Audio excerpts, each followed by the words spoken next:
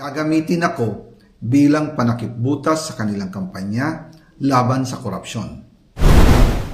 Hindi na ako mananahimik, ilalabas ko ang lahat ng katotohanan. May resibo, may ebidensya, at may pangalan.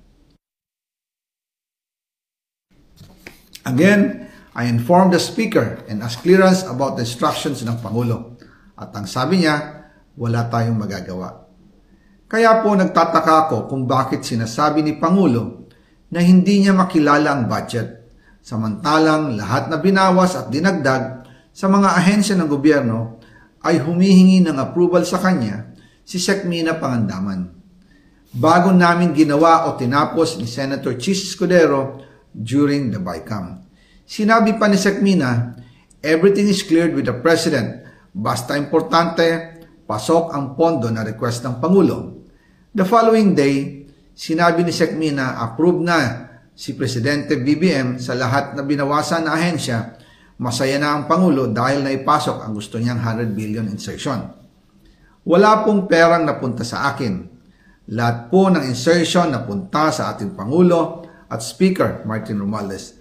Ako lang at ang aking mga tao, sila Paul Estrada, Mark Tiksay, at ang aking mga security ang nag-deliver papunta sa bahay nila Pangulong Bongbong Marcos at Speaker Martin Romualdez sa North Forbes Park, South Forbes Park hanggang sa Malacanang. Yung mga deliveries po ay merong record ang aking mga tao. Totoo po yung sinasabi ni Orly Gutesa na nag-deliver siya sa Forbes Park.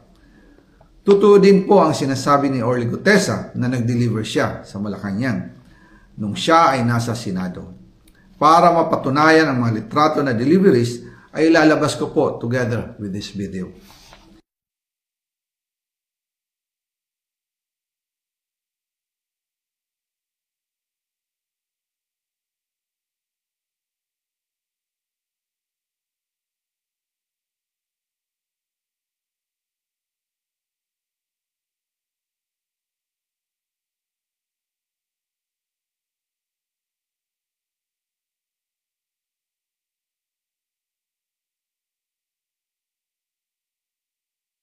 After po ng approval ng budget sa General Appropriations Act of 2025, nagtanong po ako sa DPWH kung magkano ang kailangan na ibigay sa Office of the President o ang SOP na bigayan.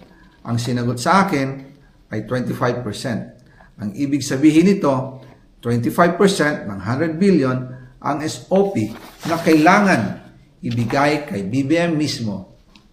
In total, 25 billion ang napunta kay Pangulong Bongbong Marcos. Kaya ngayon ay hinahamon ko si Ombudsman Remulla kung seryoso talaga siya sa mga sinasabi niya sa kanyang press release na idadamay niya pati si Martin Romualdez kung magbibigay ako ng ebidensya. Patunayan niya ngayon ang pronouncement niya. Imbestigahan niya ang fraternity Brad at ang kanyang kaibigan na si Speaker Martin Romualdez kung talagang tutupad siya sa tungkulin niya. Imbestigahan din niya si President Bongbong Marcos. Sabi nga ni BBM nung SONA, let's do it right at mahiya naman kayo, hindi po ba? Nananawagan din po ako sa Senado na imbestigahan ang 100 billion insertion ni Presidente. Alam ko po na hindi gagawin ni Ombudsman Remulla ang hamon ko.